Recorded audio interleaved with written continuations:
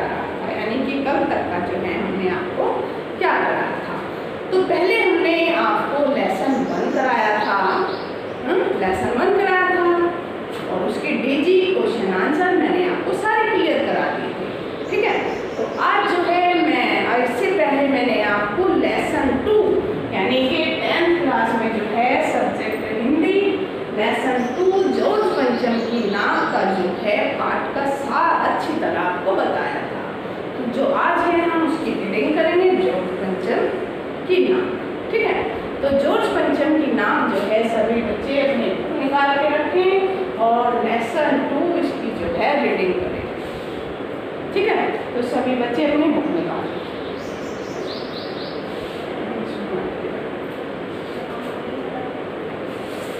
तो जॉर्ज पंचम की नाक जो है बेटा ये लेसन जो है हम रीडिंग करेंगे, ठीक है। तो बेटा इसमें जो है जॉर्ज पंचम की नाक कमलेश्वर जो है इसके राइटर हैं। कौन है? कमलेश्वर जी है इसके राइटर हैं। उसके द्वारा रचित एक व्यंग्यात्मक ये कहानी है। क्या है? कमलेश्वर द्वारा रचित जो है एक व्यंग, इसमें आलोचना बुराई इस तरीके से की गई है। तो यानी कि व्यंग्यात्मक ये कहानी है। कहानी में जो है समस्त व्यंग नाक शब्द पर केंद्रित करते हुए लेखक ने यानी कि जो इस पर व्यंग किया गया है वो एक नाक है, इस पर केंद्र बिंदु है यानी कि लेखक का। अंग्रेज हुकूमत से यानी कि अंग्रेजी हुकूमत से आज़ादी मिलने के बाद भी सत्ता जो थी ये जुड़े हुए थे, यानी कि सत्ता से जुड़े विभिन्न प्रकार के लोगों की औपचारिक जो थी ये दौर कर थी, यानी कि मानसिक और विदेशी आकर्षण पर गहरी चोट की गई है। कहने का तात्पर्य बेटा ये है इसमें कि जॉर्ज पंचम की जो नाक थी वो एक विदेशी व्यक्ति की नाक थी, विदेशी आदमी की नाक थी, क्योंकि उनकी जो थी पहले भारत पे हुकूमत थी, वो भारत पर अपना राज करते थे। तो उन्होंने जो है एक लाट बनवाई थी जो कि जॉर्ज पंचम, किसकी लाट थी? जॉर्ज पंचम की लाट थी।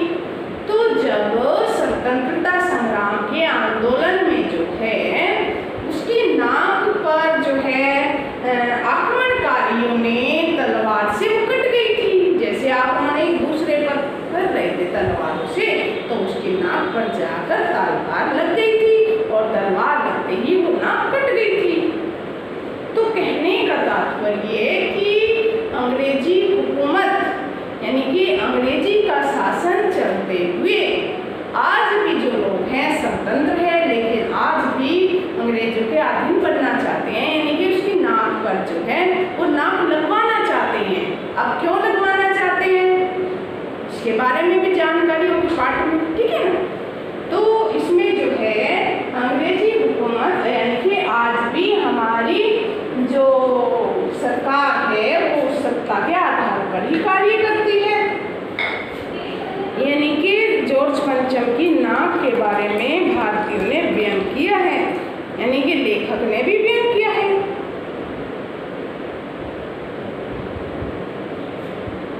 तो इसमें जो है जॉर्ज पंचम की नाक भारतीयों ने इसमें तीखे वो किए हैं, व्यंग की हैं, आलोचना की है, बुराई की है कि अंग्रेजों की जो ये लाट थी इसकी नाक क्यों लगवाना चाहते हैं।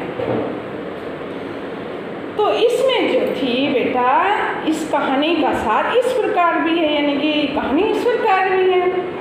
बहुत समय पहले इंग्लैंड की रानी एलिजाबेथ जो थी द्वितीय के भारत आने का जो है समाचार सारे देश में हो गया था।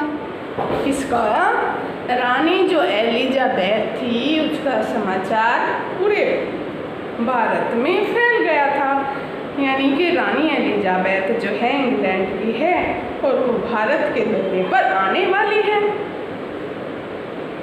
इंग्लैंड से लेकर भारत तक के अखबारों में जो है इस बात की चर्चा रही थी कि रानी किस तरह किस जगह जाकर क्या पोशाक पहनेगी, और जो है जासूस भी महारानी के आने से पहले महाद्वीप की जो है तूफानी दौरा करना चाहता था कि जिस जो है देश में रानी एलिजाबेथ जाएगी वहाँ के जासूस जो है रानी एलिजाबेथ के वहाँ का दौरा करना चाहते हैं। कैसा है, कैसा रहन सहन है, किस तरीके का है, कहाँ से आएगी, कैसे क्या होगा, जासूस ऐसे कोई खतरा तो नहीं है रानी को। तो जो रानी एलिजाबेथ थी वो 3 देशों की यात्रा करने वाली थी, भारत, पाकिस्तान और नेपाल। भारत, पाकिस्तान और नेपाल, इस प्रकार जो है वो 3 देशों की यात्रा करने वाली थी। तो उसमें जो है इंग्लैंड के अखबारों के समाचार भारत के समाचार पत्रों में छप रहे थे। फोटोग्राफर की जो है फौज भी तैयार हो रही थी कि रानी आएगी, उसके फ़ोटो कैसे शूट किए जाएंगे। हाँ, इस तरीके से जो है फोटोग्राफरों की भी जो थी वो तैयार हो रही थी, कमेटी तैयार हो रही थी फोटोग्राफरों की भी, किस प्रकार से किस तरीके से रानी एलिजाबेथ के जो है फ़ोटो शूट किए जाएंगे। तो यह भी पता चला कि रानी ने जो है 400 पौंड का, यानी कि उसके दर्जी भी यहाँ तक परेशान थे कि रानी भारत, नेपाल और पाकिस्तान के दौरे पर जाएगी तो वो कैसी वेशभूषा में जाएगी, उसकी सिलाई कैसे होगी, वो किस डिजाइनर ने बनाया होगा, उसका डिजाइन कैसे होगा। तो ये जो रानी एलिजाबेथ का दर्जी थी उसका भी एक परेशानी का कारण था, वो भी बहुत परेशान था कि एक महारानी, वो भी इंग्लैंड की महारानी और भारत, नेपाल और पाकिस्तान के दौरे पर जाएगी तो वो कुछ अलग से दिखनी चाहिए, हट के दिखनी चाहिए। तो उसके दर्जी की भी एक परेशानी का कारण बन गया था। रानी ने 400 पौंड का हल्का नीला सूट बनवाया था। 400 पौंड का, पौंड जो है 500 से कुछ कम, यानी कि आधे किलो से कम होता है। यहाँ तक कि एलिजाबेथ की जन्म पत्री और जो है फिलिप के कारनामे भी छपे थे, यानी कि भारतीय अखबारों में रानी एलिजाबेथ की जो थे बेटा जन्म पत्री और फिलिप के कारनामे भी छापे गए थे। यानी यही नहीं, महारानी के जो हैं अंगरक्षकों, जो उसके अंगरक्षक थे, जो उसकी देख रेख करते थे, रसोई पकाने वालों, कुत्तों की भी जीवनियाँ जो है अखबारों में छापी गई। उसके बावर्ची, खाना बनाने वाले कुत्ते, उसके कुत्ते, उनकी जीवनी भी कैसे इनका जन्म हुआ, जीवनी समझते हो ना, जन्म मरण क्या किया, कैसे खाते पीते क्या किया, ये सब जीवनी एक तरीके से ये भी अखबारों में छापी गई। किसकी? रानी एलिजाबेथ के बावर्चियों की, रसोइया की और जो है कुत्तों की जीवनियाँ जो है ये किस में छापी गई? अखबारों में छापी गई। महारानी के आने के सभी समाचार भारत में जो है तत्काल पहुंच रहे थे। अब ये हो रहा है, अब वो हो रहा है, अब ड्रेस बन गई है, अब यहाँ पर है, ये है, इस तरीके के। उधर दिल्ली में जो है यह चिंतन हो रहा था कि जो महारानी इतना महंगा सूट पहनेगी और जिसके बावर्ची भी युद्ध में भाग ले चुके हैं, उनका स्वागत भी किस प्रकार से किया जाएगा। तो ये जो है सभासद कमेटी के लोगों की चिंता का कारण बन गया था। देखते ही देखते दिल्ली की जो है काया पलट होने लगी थी। पूरी दिल्ली की इमारतों का जो है श्रृंगार किया गया, लेकिन एक कमी खल रही थी। क्या खल रही थी? खल रही परेशान करना, खलना परेशान करना। कौन सी कमी खल रही थी कि जॉर्ज पंचम की जो है नाक लटा से गायब हो रही थी, क्योंकि वो जो नाक थी वो लटा से कैसे गायब हो गई थी? जैसे मैंने आपको बताया था कि स्वतंत्रता संग्राम में जो है क्रांतिकारियों ने, क्रांति जैसे चल रही थी, लड़ाई झगड़ा जैसे चल रहा था, तो नाक पर तलवार लग गई थी। तो सबकी चिंता का मेन यही कारण था कि रानी एलिजाबेथ जो है इंग्लैंड से आएगी और वो जो है ये देखेगी कि हमारा जो है एक जॉर्ज पंचम विदेशी होते हुए और इसकी जो है भारतीयों ने नाक काटकर इसकी लटा बनाई हुई है। तो भारतीय जो है कमेटी और सभासद इस बात को लेकर चिंतित थे। चिंतित वे इसलिए थे बेटा क्योंकि वे चाहते थे कि जो है हमारी इसमें इज्जत होनी चाहिए कि एक विदेशी यहाँ पर जो है उसकी लटा भी हमने इतनी सुरक्षित ढंग से रखी हुई है, इसमें हमारी इज्जत होगी। तो इस वजह से वे परेशान थे। तो उस लटा को लेकर सबका चिंता का कारण बना हुआ था। किसकी लटा को लेकर? यानी कि जॉर्ज पंचम की मूर्ति को लेकर। जॉर्ज पंचम की जो है नाक की बड़ी लंबी कहानी थी। उसके लिए अनेक दिनों तक आंदोलन चलते रहे। कुछ लोग नाक को हटाने के पक्ष में थे और कुछ लोग जो थे नाक को रखने के पक्ष में थे। जो लोग नाक रखना चाहते थे वे दिन रात पहरा दे रहे थे। जो लोग नाक रखना चाह रहे थे तो वे दिन रात पहरा दे रहे थे और हथियारबंद पहरेदार जो है तैनात किए गए थे। भारत में जो जगह जगह ऐसी नाकें थी उसको जो है उतार कर अजायब घरों में पहुंचा दिया गया। यानी कि कहीं कहीं तो शाही लाटों की नाकों के लिए भी जो है गुरिल्ला युद्ध भी चलता रहा। यानी कि जो हमारे भारतीयों की नाक थी, लटाओं की नाक थी, उनको भी उतारने के लिए तैयार हो गए थे। तो कहने का तात्पर्य उनकी नाकों को उतार कर जो है अजायब घर में रख दिया गया था कि कहीं हमारे भारतीयों की नाक को न उतार के इस लटा पर लगा दी जाए। तो दो तरीके की इसमें तब्दीली चल रही थी। एक चाहते थे नाक होनी चाहिए, एक चाहते थे नहीं होनी चाहिए। जो सभासद और कमेटी के सदस्य थे वो चाहते थे कि नाक होनी चाहिए। तो इस पर जो है अपनी लाटों की नाकों को उतार कर यानी कि घर में रख दिया गया था। अपनी नाकों को उतार कर गुरिल्ला युद्ध भी यानी कि चलता रहा था। इसमें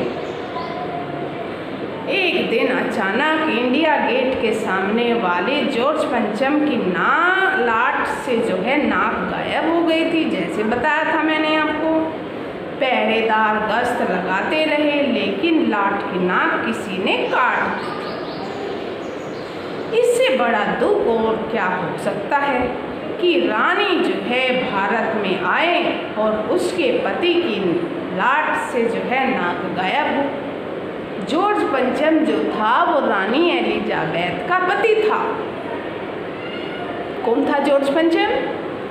रानी एलिजाबेथ का पति। तो उसको वो तो सबसे पहले उसी लाट को देखेगी ना। अब जो है जॉर्ज पंचम की नाक इज्जत का सवाल बन गई थी। इसके लिए अनेक बैठकें हुई। सर्वसम्मति से जो है ये काम एक कुशल मूर्तिकार को सौंप दिया गया।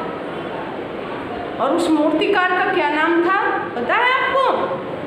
मैं पहले भी आपको बताया था, मोतीलाल। एक मूर्तिकार को सौंप दिया गया जो कि एक ड्राइंग मास्टर भी था मोतीलाल। ये शर्त रखी कि यदि ऐसा ही पत्थर जिसमें लाट बना हो, जिसमें ये पूरी लाट बनी हो, मिल जाए तो लाट का जो है साहब की नाक बन सकती है। यानी कि जॉर्ज पंचम जो साहब हैं उनकी नाक बन सकती है। यह सुनकर सभी अधिकारी एक दूसरे का मुंह देखने लगे और मुंह ताकते रहे। कि इस प्रकार का पत्थर मिलेगा, कहाँ मिलेगा, तो कैसे नाक बनेगी। आखिर एक क्लर्क को पूरी छानबीन करने के काम सौंप दिया गया और पूरा तत्व विभाग की जांच की गई, कहाँ कैसा कौन सा पत्थर मिलेगा।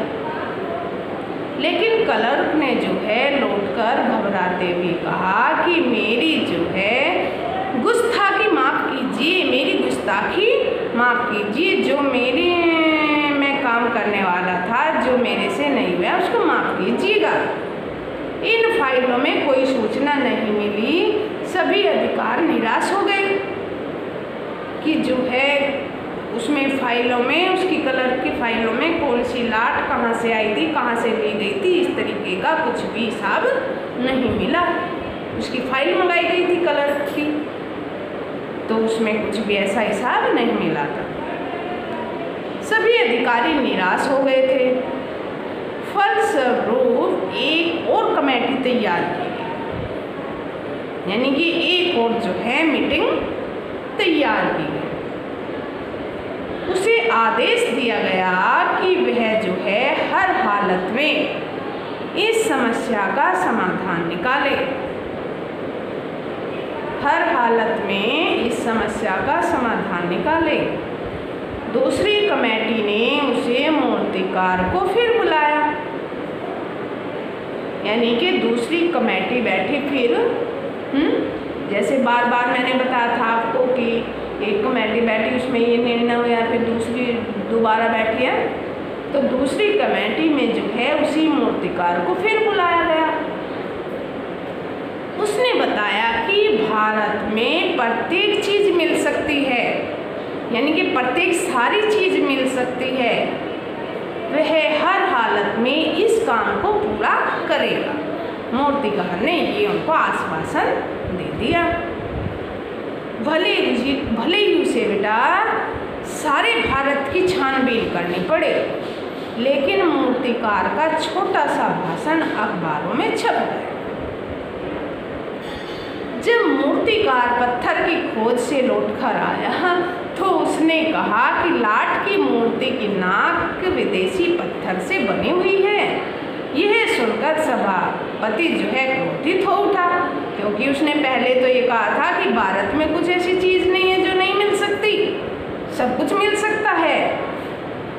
तो ये सुनकर सभापति जो थे वो क्या हो गए, निराश हो गए, क्रोधित हो गए।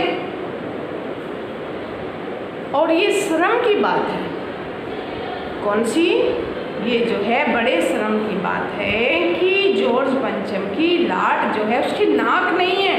भारतीय संस्कृति ने पाश्चात्य संस्कृति की पूरी तरह अपना लिया है, यानी कि ये कितने बड़े शर्म की बात है कि जो भारतीय हैं उसने अपनी संस्कृति को ना अपनाते हुए अपने भारत के रहन सहन और अपनी संस्कृति को ना अपनाते हुए, यानी कि विदेशी संस्कृति को अपना रहे हैं, वहाँ से सामान खरीद रहे हैं, लगा रहे हैं, पत्थर तक का भी।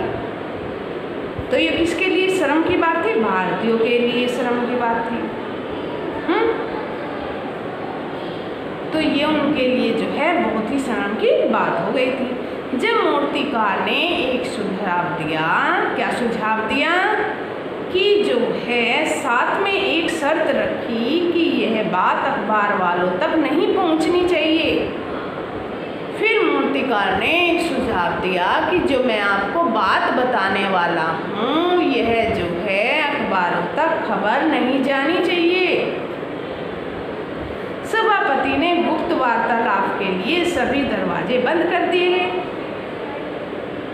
मूर्तिकार ने डरते डरते कहा कि यदि आपकी आज्ञा मिले तो किसी भारतीय नेता की मूर्ति की नाक काटकर जॉर्ज पंचम की नाक पर लगा दी जाए।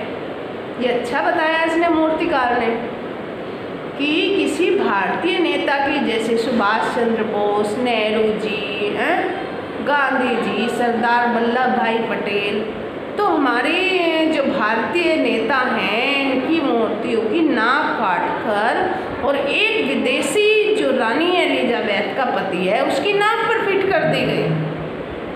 तो ये मूर्तिकार का कौन सा फैसला था?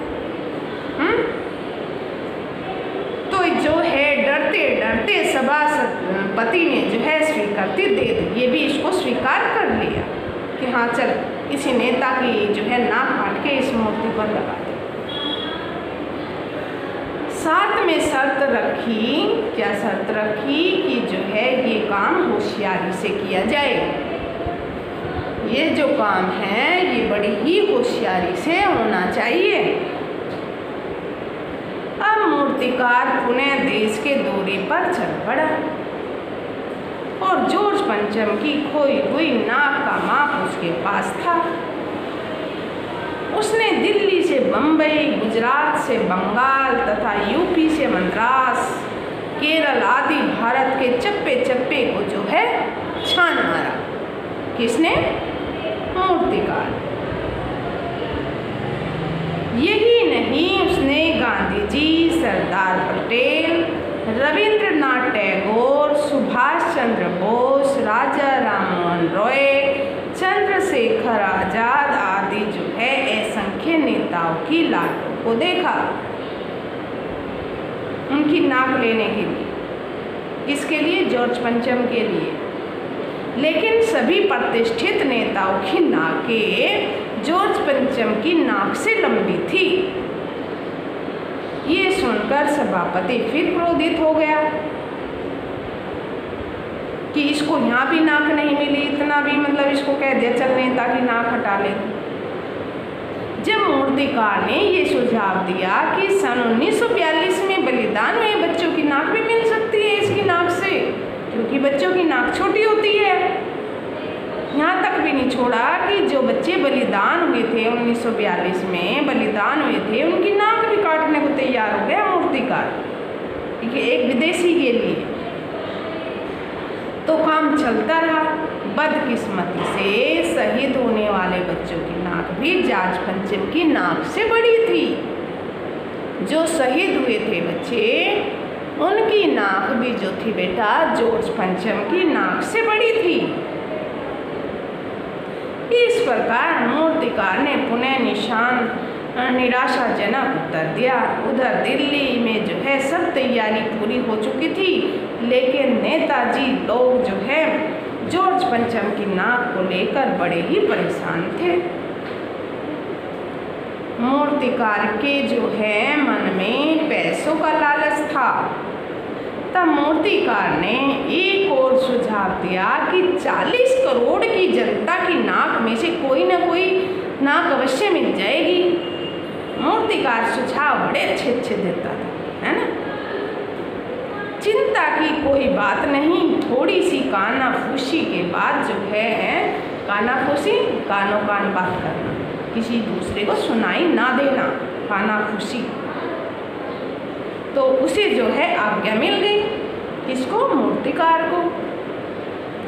अगले दिन अखबारों में यह छपा कि नाक की समस्या का हल हो गया और जॉर्ज पंचम की जो है नाक लग गई।